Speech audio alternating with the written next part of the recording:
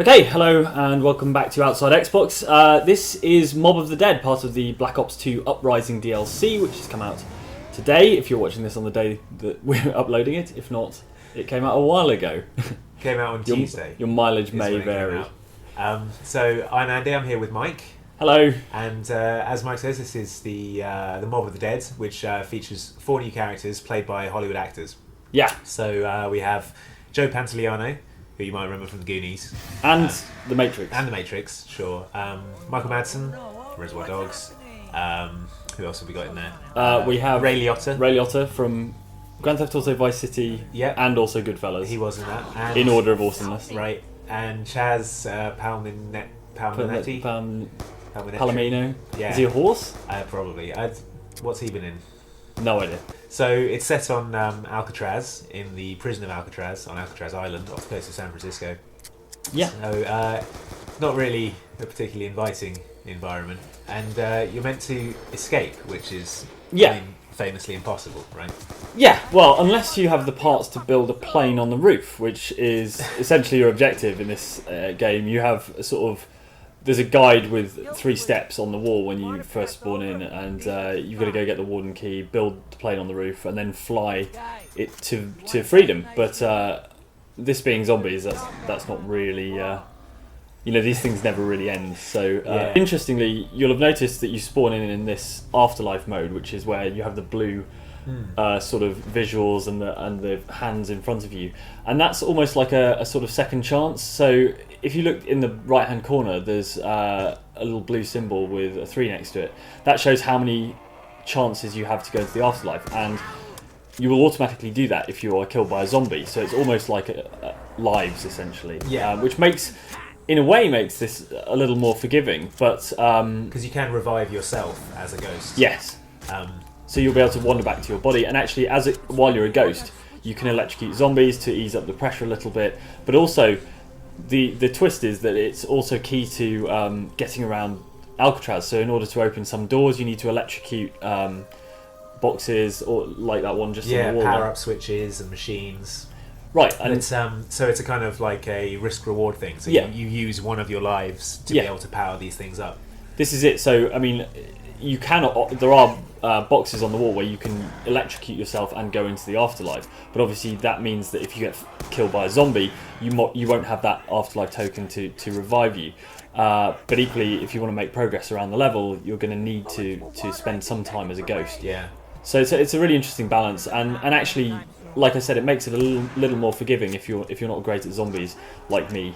You're seeing a lot of the internals of Alcatraz here, but there's an outdoor area by the port, and obviously there's the roof where you construct the plane. There's also catacombs underneath this area. It's a really, really huge map. And actually, I was talking to Dan Bunting about this at the Call of Duty Championships, and he was saying that barring a few areas, it's a complete architecturally accurate remake of Alcatraz. He said you could basically take the audio tour if you wanted. Obviously, you get accosted by zombies, which hopefully doesn't happen on the actual Alcatraz. I don't think the audio tour accounts for those. No. But, to your left, you'll find a slathering zombie. There's a couple of new weapons in this game. There's the blundergat, which is a sort of cross between a blunderbuss and a Gatling gun. It's a ridiculous looking thing. And then you can collect parts, not just for the plane, but also to create the acid gat. Oh, cool! Which is like an acid spraying modification for the Gatling gun. Yeah, it's not as good as the traditional version of the blundergat, as it were, which is a shame. But it's kind of novel nonetheless. As you work your way backwards, on the wall to your right and left, there are boxes that allow you to activate this acid trap, which will not necessarily kill zombies, but certainly slow them down. So there are those green lights there. It's also one of the locations of the mystery box. Reasonably well defensible because it's a big old donut, this room, so you can kind of lead the zombies in a merry chase around there pretty easily. But yeah, it's a lot of traditional zombies sort of action as you build up to getting the parts and heading up to the roof. It's really nice to have a kind of a real life twist on it. You know, it's very Yeah. very sort of recognisable building and recognisable location. You might recognise it from Tony Hawk's Pro Skater 4. Yes, for example. another Activision game. Yeah. They just love Alcatraz. Yeah. So in terms of the sort of the plot, there are various sort of mystical elements. At one point, there's a giant sort of flaming dog's head on the wall, which we're still not entirely sure about. I did see that. But that was visible in one of the trailers. So here we go, back into the afterlife mode. So you can use your electricity hands to zap people. To zap people. But obviously, you've got a time limit down at the bottom. As you can see, the sort of logo is. Is that going down? The icon's as going you down. Use electricity. Yeah, so it goes down anyway, but it goes down faster if you use electricity. Okay. So again, it's a risk-reward type thing. So you can clear the area now. Clear You're some reviving space yourself. Yeah, and so that makes life a little bit easier as I run around. So you saw someone actually finish this, right. this mode at the preview event. How long did it take them? Did you find out? I suspect probably around half an hour. He said it was fairly straightforward, but as I understand it, he had some insider information as to how to finish it. So he cheated. So, like all the zombies games, there isn't really an ending to this. I mean, you can play it indefinitely and survive for as long as you like, but it's just secrets to uncover. Yeah, but there is a story ending. So, building the parts of the plane on the roof, there is a finale that you can reach, which is quite neat. And I kind of don't want to spoil it. No, yeah.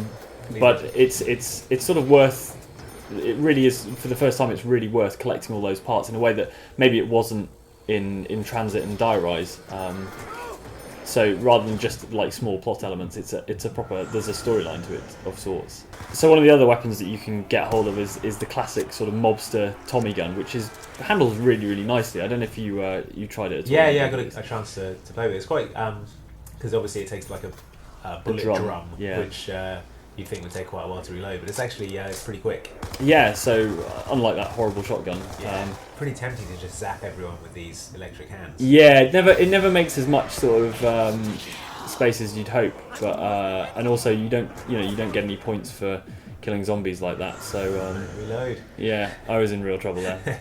That's me basically done, I think. You still got enough though. One more. Yeah, don't think it's going to help me much though.